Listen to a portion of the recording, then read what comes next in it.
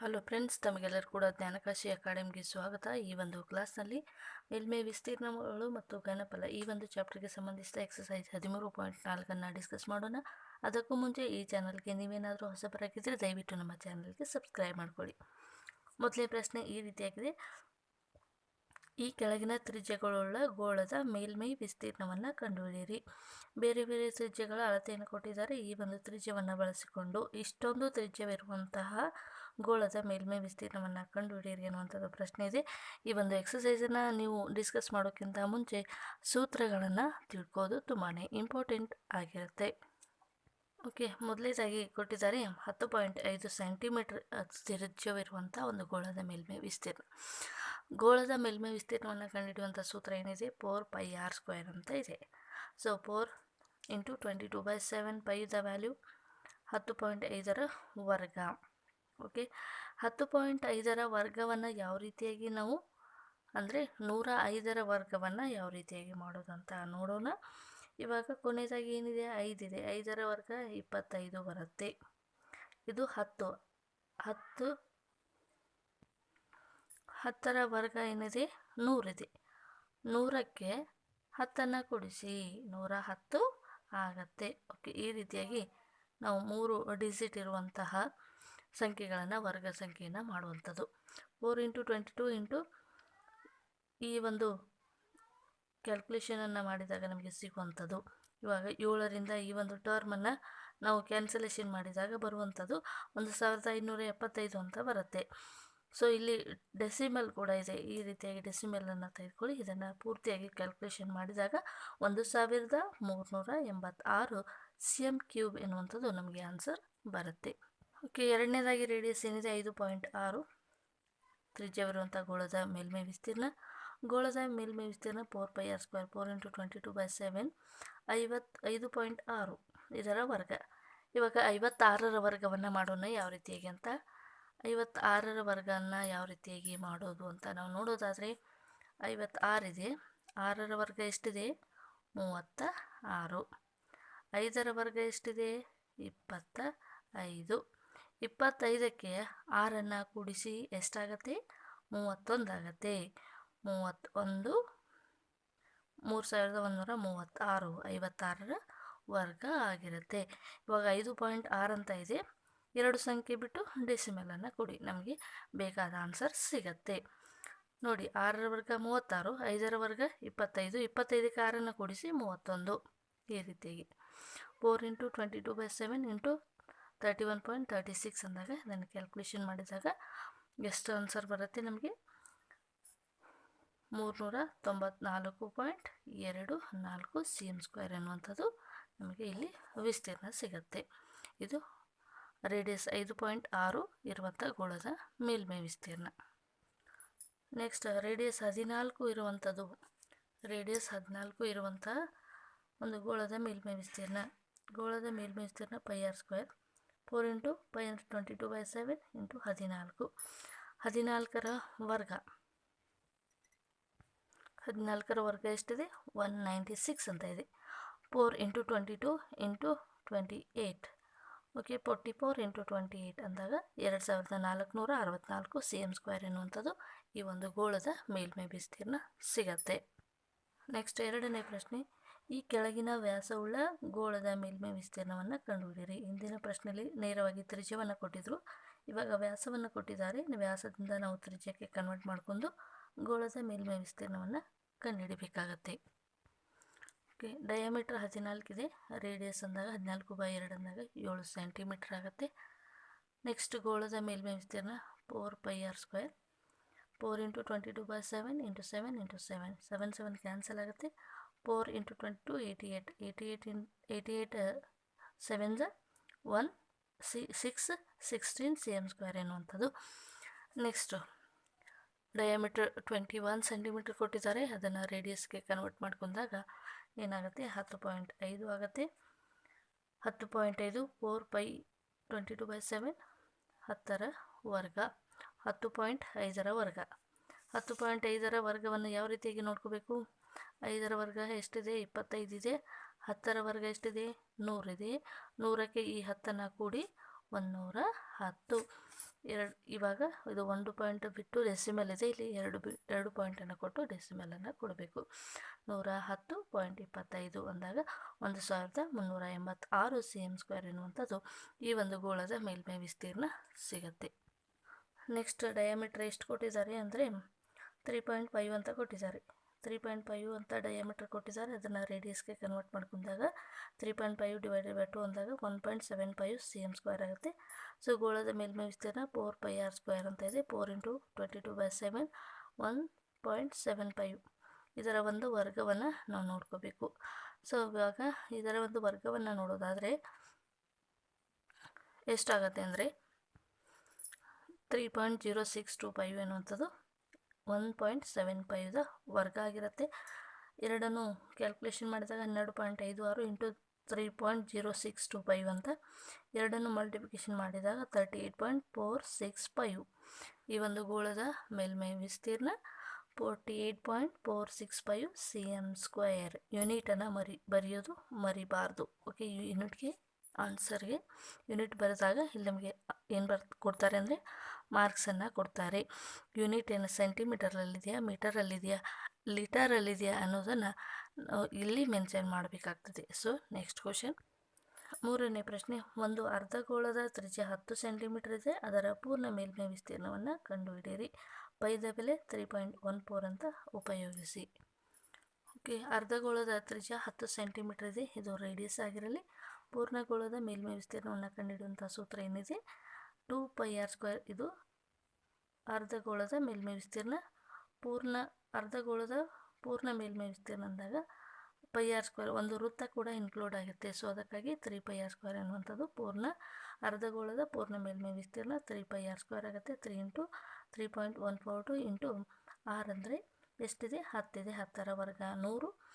3.142 into 3 ಅಂದಾಗ 9.46426 into 100 ಅಂದಾಗ 942.6 cm² ಎನ್ನುವಂಥದ್ದು ಅರ್ಧಗೋಳದ ಪೂರ್ಣ ಮೇಲ್ಮೈ ವಿಸ್ತೀರ್ಣ 946.6 cm² ಎನ್ನುವಂಥದ್ದು ನಮಗೆ ಆನ್ಸರ್ ಸಿಗುತ್ತೆ. ನೆಕ್ಸ್ಟ್ ನಾಲ್ಕನೇ ಪ್ರಶ್ನೆ. ಒಂದು ಗೋಳಾಕಾರದ ಬಲೂನ್ಗೆ ಗಾಳಿಯನ್ನು ತುಂಬಿದಾಗ ಅದರ ತ್ರಿಜ್ಯವು 7 ಸೆಂಟಿಮೀಟರ್ನಿಂದ 14 ಸೆಂಟಿಮೀಟರ್ಗೆ ಹೆಚ್ಚಾಗುತ್ತದೆ. ಈ ಎರಡು ಪ್ರಕರಣಗಳಲ್ಲಿ ಬಲೂನ್ನ ಮೇಲ್ಮೈ ವಿಸ್ತೀರ್ಣಗಳ ಅನುಪಾತವನ್ನು ಕಂಡುಹಿಡಿಯಿರಿ. ಓಕೆ, ಇವಾಗ ಬಲೂನ್ ಎನ್ನುವಂಥದ್ದು ಗೋಳಾಕಾರದಲ್ಲಿದೆ. ಈ ಗೋಳಾಕಾರದಲ್ಲಿದ್ದಾಗ ಬಲೂನು ಊದೋಕ್ಕಿಂತ ಮುಂಚೆ, ಬಲೂನ್ಗೆ ಗಾಳಿಯನ್ನು ಹಾಕೋಕ್ಕಿಂತ ಮುಂಚೆ ಗೋಳಾಕಾರದ ಬಲೂನ್ನ ತ್ರಿಜ್ಯವು 7 ಸೆಂಟಿಮೀಟರ್ ಆಗುತ್ತೆ. ಆ ಬಲೂನ್ಗೆ ಗಾಳಿಯನ್ನು ತುಂಬಿದಾಗ ಅದರ ತ್ರಿಜ್ಯ 14 ಸೆಂಟಿಮೀಟರ್ಗೆ ಹೆಚ್ಚಾಗುತ್ತೆ. ಹಾಗಾದರೆ ಗೋಳಾಕಾರದ ಬಲೂನ್ನ ಪೂರ್ಣ ಮೇಲ್ಮೈ ವಿಸ್ತೀರ್ಣವನ್ನು ಕಂಡುಹಿಡಿಯುವಂಥ ಸೂತ್ರ ಏನಿದೆ 4πr² ಅಂತ ಇದೆ. ಸೊ ಮೊದಲನೇ ಪ್ರಕರಣ ಡಿವೈಡೆಡ್ ಬೈ ಎರಡನೇ ಪ್ರಕರಣ 4πr². ಇಲ್ಲಿ ರೇಡಿಯಸ್ ಚೇಂಜ್ ಆಗಿದೆ, ಅದಕ್ಕಾಗಿ 4πr² divided by 4πr². So 4π cancel ಆಗುತ್ತೆ, r1² r2 whole square, 7 divide by 14 whole square ಆಗುತ್ತೆ. 7 1 7 2 ಅಂದಾಗ 1/2 ಹೋಲ್ ಸ್ಕ್ವೇರ್ ಅಂದಾಗ 1/4 ಅಂತ ಬರುತ್ತೆ. ಹಾಗಾದರೆ ಈ ಎರಡೂ ಪ್ರಕರಣಗಳಲ್ಲಿ ಬಲೂನ್ನ ಮೇಲ್ಮೈ ವಿಸ್ತೀರ್ಣಗಳ ಅನುಪಾತ 1:4 ಆಗಿರುತ್ತದೆ. ಐದನೇ ಪ್ರಶ್ನೆ. ಹಿತ್ತಾಳೆಯಿಂದ ಮಾಡಿದ ಒಂದು ಅರ್ಧಗೋಳಾಕಾರದ ಪಾತ್ರೆಯ ಒಳವ್ಯಾಸವು 10.5 ಸೆಂಟಿಮೀಟರ್ ಆಗಿದೆ. ಪಾತ್ರೆಯ ಒಳಭಾಗದಲ್ಲಿ ಕಲಾಯಿಯನ್ನು ಹಾಕಿಸಲು ಪ್ರತಿ 100 ಸೆಂಟಿಮೀಟರ್²ಗೆ 16 ರೂಪಾಯಿಯಂತೆ ತಗಲುವ ವೆಚ್ಚವನ್ನು ಕಂಡುಹಿಡಿಯಿರಿ. ಮೊದಲನೇದಾಗಿ ಅರ್ಧಗೋಳಾಕಾರದ ಪಾತ್ರೆಯ ಒಳವ್ಯಾಸ 10.5 ಸೆಂಟಿಮೀಟರ್ ಅಂತ ಇದೆ. ವ್ಯಾಸವನ್ನು ಕೊಟ್ಟಿದ್ದಾರೆ. ನಾವು ತ್ರಿಜ್ಯವನ್ನು ಕಂಡುಹಿಡ್ಕೋಬೇಕಾದ್ರೆ 10.5 ಡಿವೈಡೆಡ್ ಬೈ 2 ಮಾಡಿದಾಗ r = 5.25 ಅಂತ ಬರ್ತಾ ಇದೆ. ಇವಾಗ ಅರ್ಧಗೋಳಾಕಾರದ ಪಾತ್ರೆಯ ಮೇಲ್ಮೈ ವಿಸ್ತೀರ್ಣ ಅವನ್ನು ಕಂಡುಹಿಡಿಯುವಂಥ ಸೂತ್ರ 2πr². 2 × 22/7 ಇಂಟು 5.25 ಅಂತ ಇದೆ. ಸೊ ಇವಾಗ 5.25ದ ವರ್ಗವನ್ನು ಯಾವ ರೀತಿಯಾಗಿ ಮಾಡ್ಕೋಬೇಕು ಅಂತ ನಾವು ನೋಡೋದಾದರೆ, ಇವಾಗ 25ರ ವರ್ಗ ಎಷ್ಟಿದೆ, 25ರ ವರ್ಗ 625 ಅಂತ ಇದೆ. ನೆಕ್ಸ್ಟ್ ಇವಾಗ 5ರ ವರ್ಗ ಎಷ್ಟಿದೆ, 25 ಇದೆ. ಹೌದಾ, 25ಕ್ಕೆ 2 ಕೂಡಿಸಿ 27 ಆಗುತ್ತೆ. 27 ಆಯಿತು. ನೆಕ್ಸ್ಟ್ ಮುಂದಿನ ಸಂಖ್ಯೆ ಏನಿದೆ 5 ಇದೆ, ಅದನ್ನು ಆ್ಯಸ್ ಇಟ್ ಈಸ್ ಬರೀಬೇಕು. ಇವಾಗ 525ರ ವರ್ಗ 275625 ಅಂತ ಬರುತ್ತೆ. ಡೆಸಿಮಲ್ ಇಲ್ಲಿ 2 ಪಾಯಿಂಟ್ ಬಿಟ್ಟು ಡೆಸಿಮಲ್ ಇದೆ, ಇಲ್ಲಿ ನಾವು 4 ಪಾಯಿಂಟನ್ನು ಬಿಟ್ಟು ಡೆಸಿಮಲನ್ನು ಕೊಡಬೇಕಾಗ್ತದೆ. ಸೊ ಎರಡನ್ನು ಕೂಡ 2 ಇಂಟು 3.14 ಕ್ಯಾಲ್ಕುಲೇಷನ್ ಮಾಡಿದಾಗ 6.28 ಇಂಟು 27.5625 ಎರಡನ್ನು ಕೂಡ ಕ್ಯಾಲ್ಕುಲೇಷನ್ ಮಾಡಿದಾಗ 173.25 cm² ಎನ್ನುವಂಥದ್ದು ವಿಸ್ತೀರ್ಣ ಸಿಗತ್ತೆ. ಇವಾಗ ಅರ್ಧಗೋಳಾಕಾರದ ಪಾತ್ರೆ ಮೇಲ್ಮೈ ವಿಸ್ತೀರ್ಣ 173.25 cm² ಅಂತ ಇದೆ. ನಮಗೆ ಕೊಟ್ಟಿದ್ದಾರೆ 100 cm²ಗೆ 16 ರೂಪಾಯಿ ಅಂತೆ, 173.25 cm²ಗೆ ತಗಲುವಂಥ ವೆಚ್ಚವನ್ನು ನಾವು ಕಂಡುಹಿಡ್ಕೋಬೇಕಾಗ್ತದೆ. ಸೊ ಇವಾಗ 173.25 into cross multiplication divided by into 16 divided by 100 ಅಂತಂದಾಗ ಸೊ ಇದನ್ನು ಕ್ಯಾಲ್ಕುಲೇಷನ್ ಮಾಡಿ ಅವಾಗ ಬರುವಂಥದ್ದು 27.72 ರೂಪೀಸ್ ಎನ್ನುವಂಥದ್ದು ಈ ಒಂದು ಅರ್ಧಗೋಳಾಕಾರದ ಪಾತ್ರೆಯ ಮೇಲ್ಮೈ ವಿಸ್ತೀರ್ಣವನ್ನು ಮಾಡಲು ಒಳಭಾಗಕ್ಕೆ ಕಳಾಯಿಯನ್ನು ಹಾಕಿಸಲು ತಗಲುವಂಥ ವೆಚ್ಚ 27 ರೂಪಾಯಿ 72 ಪೈಸೆ ರೂಪಾಯಿಗಳು ತಗಲುವಂಥ ವೆಚ್ಚ ಆಗಿರುತ್ತೆ. 6ನೇ ಪ್ರಶ್ನೆ, ಒಂದು ಗೋಳದ ಮೇಲ್ಮೈ ವಿಸ್ತೀರ್ಣ 154 cm² ಆದರೆ ಅದರ ತ್ರಿಜ್ಯವನ್ನು ಕಂಡುಹಿಡಿಯಿರಿ. ಒಂದು ಗೋಳದ ಮೇಲ್ಮೈ ವಿಸ್ತೀರ್ಣ 154 cm² ಅಂತ ಇದೆ. ಗೋಳದ ತ್ರಿಜ್ಯವನ್ನು ಕಂಡುಹಿಡಿ ಅಂತಿದ್ದಾರೆ. ಗೋಳದ ಮೇಲ್ಮೈ ವಿಸ್ತೀರ್ಣವನ್ನು ಕೊಟ್ಟಿದ್ದಾರೆ.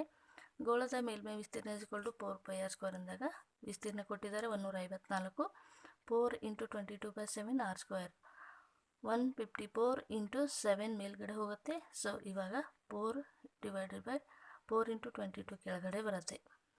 ಸೊ ಇದನ್ನು ಕ್ಯಾಲ್ಕುಲೇಷನ್ ಮಾಡಿದಾಗ ನಮಗೆ ಈಗ ಸಿಗುವಂಥದ್ದು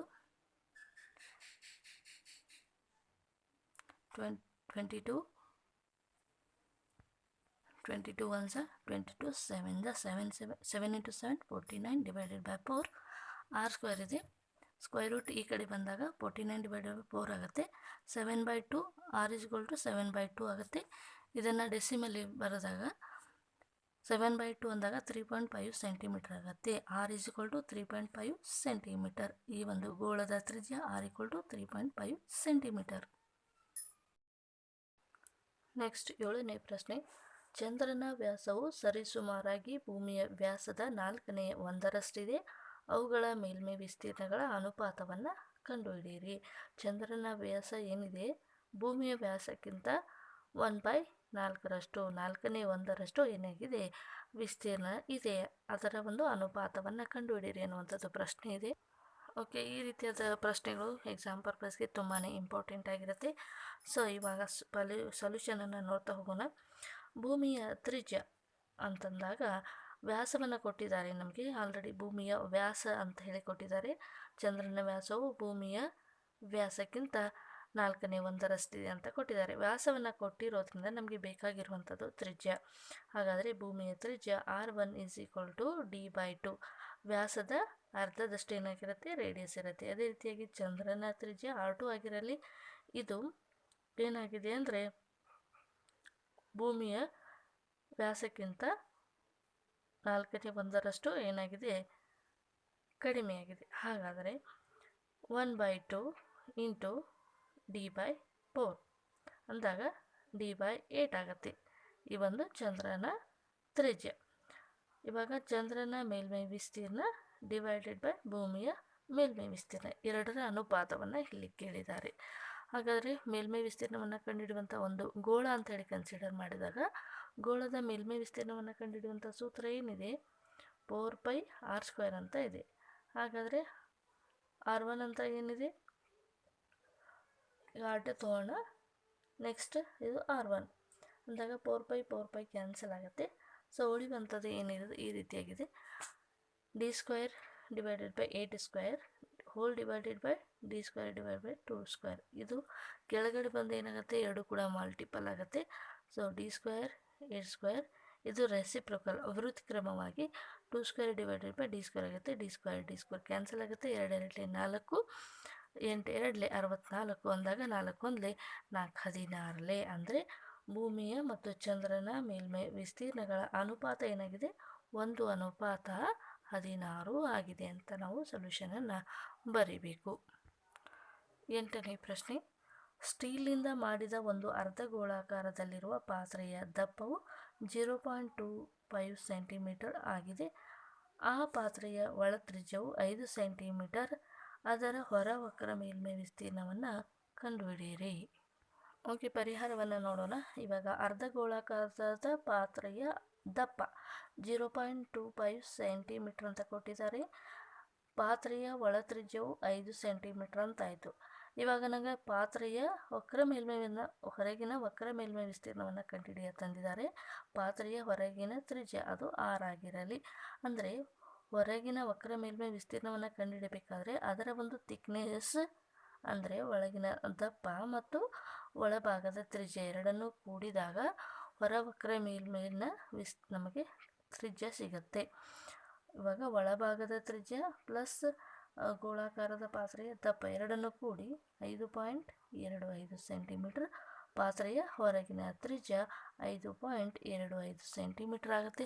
ಸೊ ಇವಾಗ ಪಾತ್ರೆಯ ಹೊರ ವಕ್ರ ಮೇಲ್ಮೈ ವಿಸ್ತೀರ್ಣ =2πr² ಎನ್ನುವಂಥದ್ದು ಸೂತ್ರ ಗೊತ್ತಿದೆ. ಆ ಒಂದು ಸೂತ್ರದಂತೆ ನಾವು ಇಲ್ಲಿ ವ್ಯಾಲ್ಯೂಸ್ಗಳನ್ನು ಅಪ್ಲೈ ಮಾಡ್ತಾ ಹೋಗೋಣ. 2 × 22/7 × 5.25². ಸೊ ಇದನ್ನು ಯಾವ ರೀತಿಯಾಗಿ ಸ್ಕ್ವೇರನ್ನು ಮಾಡೋದಾದರೆ 25ರ ವರ್ಗ 625 ಇದೆ, 5ರ ವರ್ಗ 25 ಇದೆ, 25ಕ್ಕೆ 2ನ್ನು ಕೂಡಿಸಿ 27 ಆಗುತ್ತೆ. ಮುಂದಿನ ಸಂಖ್ಯೆಯನ್ನು ಆ್ಯಸ್ ಇಟ್ ಈಸ್ ಹಾಗೆ ಇಡಿ. ಸೊ ನಮಗೆ 575ರ ವರ್ಗ ಸಿಗುತ್ತೆ. ನೆಕ್ಸ್ಟ್ 2 × 3.142 22/7 ಅಂದಾಗ 3.142 ಆಗುತ್ತೆ. ಇಂಟು 275.625 ಎರಡನ್ನು ಮಲ್ಟಿಪಲ್ ಮಾಡಿದಾಗ 6.28 ಸಿಗುತ್ತೆ. 275.625 ಎರಡನ್ನು ಮಲ್ಟಿಪ್ಲಿಕೇಶನ್ ಮಾಡಿದಾಗ 1730.925. ಸೊ ಇದನ್ನು ನಾವು ಎಕ್ಸಾಕ್ಟಾಗಿ ಹೊರಗಿನ ವಕ್ರ ಮೇಲ್ಮೈ ವಿಸ್ತೀರ್ಣ ಹೊರಭಾಗದ ವಕ್ರ ಮೇಲ್ಮೈ ವಿಸ್ತೀರ್ಣ =173.09 cm² ಎನ್ನುವಂಥದ್ದು ವಿಸ್ತೀರ್ಣ ಸಿಗತ್ತೆ. 9ನೇ ಪ್ರಶ್ನೆ, 6 ತ್ರಿಜ್ಯವಿರುವ ಒಂದು ಗೋಳವನ್ನು ಒಂದು ನೇರ ವೃತ್ತಪಾದ ಸಿಲಿಂಡರ್ಗೆ ಸರಿಯಾಗಿ ಆವರಿಸಿಕೊಂಡಿದೆ. ಇವಾಗ 6 ತ್ರಿಜ್ಯವಿರುವ ಒಂದು ಗೋಳವನ್ನು ಒಂದು ನೇರ ವೃತ್ತಪಾದ ಸಿಲಿಂಡರ್ನೇ ಸರಿಯಾಗಿ ಆವರಿಸಿಕೊಂಡಿದೆ. ಈ ಒಂದು ಸಿಲಿಂಡರ್ನಲ್ಲಿ ಫುಲ್ಲಾಗಿ ಈ ಒಂದು ವೃತ್ತ ಆವರಿಸಿಕೊಂಡಿದೆ. ಹಾಗಾದರೆ ಗೋಳದ ಮೇಲ್ಮೈ ವಿಸ್ತೀರ್ಣ, ಸಿಲಿಂಡರ್ನ ವಕ್ರ ಮೇಲ್ಮೈ ವಿಸ್ತೀರ್ಣ 1 ಮತ್ತು 2ರಲ್ಲಿ ಬಂದ ವಿಸ್ತೀರ್ಣಗಳ ಅನುಪಾತವನ್ನು ಕಂಡುಹಿಡಿಯಿರಿ ಎನ್ನುವಂಥದ್ದು ಪ್ರಶ್ನೆ ಇದೆ. ಇಲ್ಲಿ ಯಾವುದೇ ರೀತಿಯಾದ ದತ್ತಾಂಶಗಳನ್ನು ಕೊಟ್ಟಿಲ್ಲ. 6 ತ್ರಿಜ್ಯವಿರುವ ತಂದಾಗ ನಾವು 6ಅನ್ನೇ ಒಂದು ಕನ್ಸಿಡರ್ ಆಗಿ ಮಾಡಿಕೊಂಡು ಒಂದು ದತ್ತಾಂಶ ಅಂತ ಮಾಡಿಕೊಂಡು ನಾವು ಇದನ್ನು ಪರಿಹಾರವನ್ನು ನೋಡ್ಕೋಬಹುದು. 9ನೇ ಪ್ರಶ್ನೆಯ ಪರಿಹಾರ, ಮೊದಲನೇದಾಗಿ ಗೋಳದ ಮೇಲ್ಮೈ ವಿಸ್ತೀರ್ಣ 6 ತ್ರಿಜ್ಯ ಆಗಿದ್ದಾಗ ಗೋಳದ ಮೇಲ್ಮೈ ವಿಸ್ತೀರ್ಣ ಏನಾಗಿರುತ್ತೆ 4πr² ಆಗಿರುತ್ತೆ. ನೆಕ್ಸ್ಟ್ ಎರಡನೇದು ಏನು ಕೇಳಿದ್ದಾರೆ, ಸಿಲಿಂಡರ್ನ ಎತ್ತರ h ಆಗಿದ್ದಾಗ. ಅಂದರೆ ಇದು ಏನು ಕೊಟ್ಟಿದ್ದಾರೆ, ಇದು ಒಂದು ಸಿಲಿಂಡರ್ ಕೊಟ್ಟಿದ್ದಾರೆ. ಸಿಲಿಂಡರ್ನಲ್ಲಿ ಗೋಳ ಏನಾಗಿದೆ ಫುಲ್ಲಾಗಿ ಆವರಿಸಿದೆ. ಇವಾಗ ಸಿಲಿಂಡರ್ನ ಎತ್ತರ ಅಂತ ನಾವು ತಗೋತೀವಿ.